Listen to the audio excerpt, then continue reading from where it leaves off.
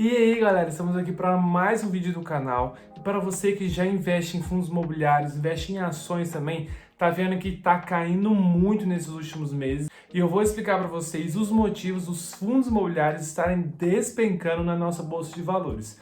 Vou olhar um pouco para o Brasil, mas também vou fazer uma análise macroeconômica explicando por que tudo está caindo. Tá caindo fundos imobiliários, está caindo ações, está caindo criptomoedas e o que está acontecendo para isso tudo está caindo. Vou explicar tudo para vocês, não se preocupem. Mas se você é novo por aqui, se inscreve, deixa o like também, que eu venho trazendo conteúdo aqui sobre o mercado financeiro, ações, fundos imobiliários, criptomoedas, onde deixar seu dinheiro para ele render melhor. Então se você gosta desses temas, se você gosta desse tipo de assunto, cara, se inscreve aí que vai ter muito conteúdo de valor aqui para você aqui no canal. E eu vou fazer um pedido aqui para vocês. Me fala aí qual é a sua maior posição em fundos imobiliários. A minha maior posição em fundos imobiliários hoje é BCFF11, apesar de estar caindo bastante, ainda assim é a minha maior posição. Bom, a primeira coisa que nós devemos olhar quando nós falamos da queda dos fundos imobiliários é entender por que as pessoas estão vendendo os fundos imobiliários e saindo para outros tipos de investimento. Um dos principais motivos disso é por causa da taxa Selic, porque a taxa Selic veio subindo bastante e tem pessoas que estão saindo dos fundos imobiliários, estão saindo das ações, criptomoedas,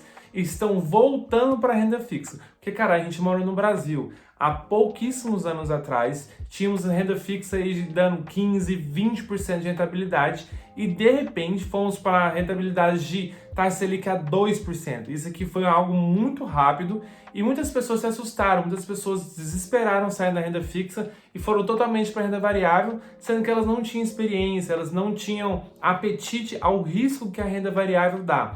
E agora que a taxa Selic começou a subir novamente, as pessoas estão saindo novamente dos fundos imobiliários e voltando para a taxa Selic. Essa movimentação já era esperada por muitas pessoas, então é um movimento normal, mas não era para estar caindo tanto assim. Esse movimento não faria fundos imobiliários cair 10, 15, 20%. Cairia um pouquinho sim, mas não seria tão grande. Porque ainda existem fundos imobiliários que estão pagando mais que a taxa Selic. Não faz tanto sentido dessa queda toda ser só dessas pessoas que estão saindo da renda variável e voltando para a renda fixa. Então, não é só por isso. Mas creio eu que esse talvez seja um dos principais cenários que a gente deve olhar para essa queda dos fundos imobiliários. Porque quando a gente olha fundos imobiliários e ações, eles são dois rendas variáveis, só que os fundos imobiliários são um pouco menos arriscados. Eles têm uma volatilidade menor e têm, às vezes, um risco muito menor. Então, quando você compara ações e fundos imobiliários, as ações são muito mais voláteis e aqui é mais seguro. Então, por isso, quando as pessoas saem da renda fixa, elas vieram para os fundos imobiliários. Só que, a gente olhando nesses últimos dias, a gente viu que os fundos imobiliários estão com quedas aí de 20%, 30%.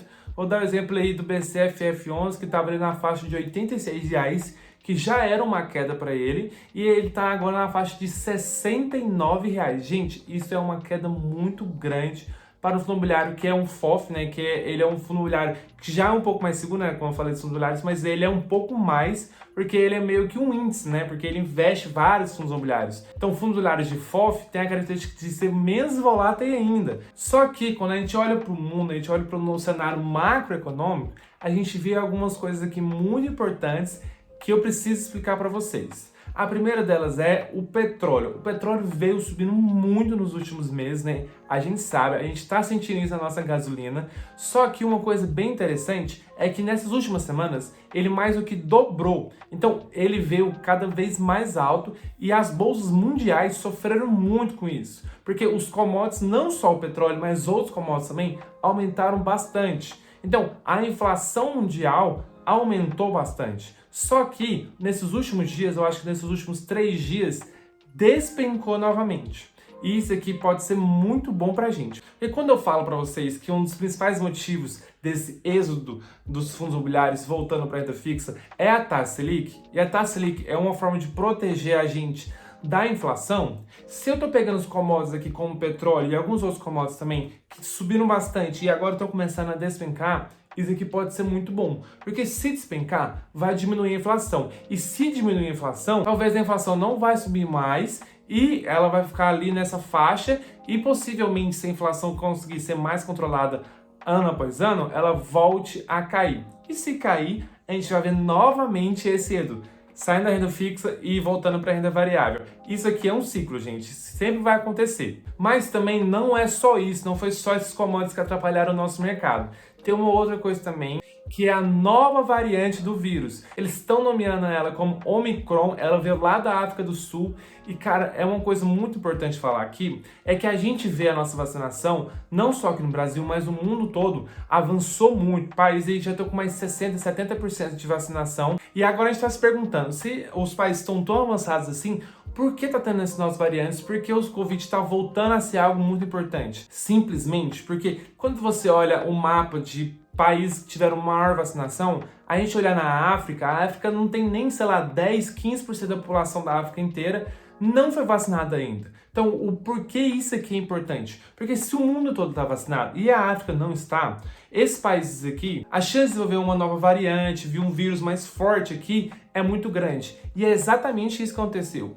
Não foram vacinados lá, o vírus meio que evoluiu lá e agora isso aqui já se alastrou para o mundo inteiro. A gente vê países como a Alemanha que está tendo pico de Covid novamente, infelizmente, né? E já estão estudando o novo lockdown lá na Europa. E isso daqui é preocupante, porque a gente já sabe como é que é lockdown, né? Lockdown tudo fecha, empresas quebram, as empresas que não quebram vão perder dinheiro. Então isso aqui não é muito bom para ninguém.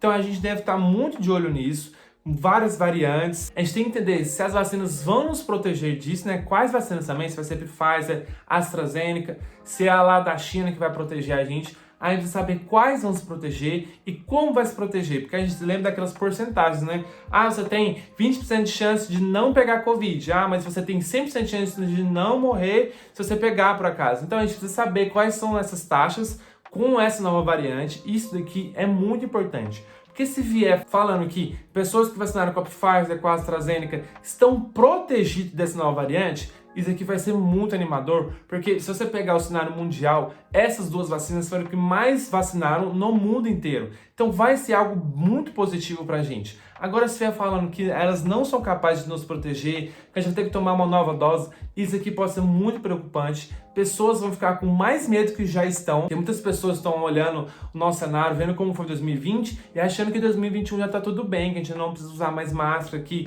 o Covid já passou. E, gente, não passou. Infelizmente não passou. A gente tá vendo que provavelmente vai estar voltando. Então, cara, a gente sempre deve estar atento ao que está acontecendo. E esses aqui são os principais cenários que estão atrapalhando a nossa bolsa de valores e o mercado de cripto.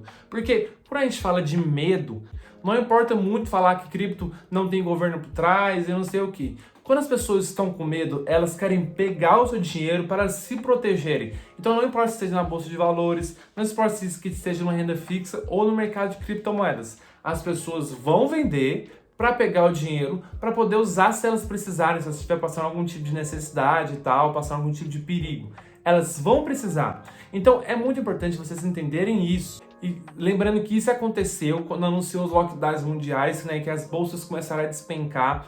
As criptomoedas também despencaram e agora, novamente, com a queda das bolsas, as criptomoedas voltaram a cair. Com esse crescimento cada vez maior das criptos, elas estão acabando se aproximando dos mercados financeiros. Porque hoje quase todo mundo que investe no mercado financeiro está investindo no mercado de cripto. Então quando a pessoa está desesperada, ela vai tirar dos dois lados aqui. Não é mais tão separado hoje. E é difícil também você falar uma pessoa que só investe no mercado de cripto e não investe em ativos, em ações, em dólares e tal.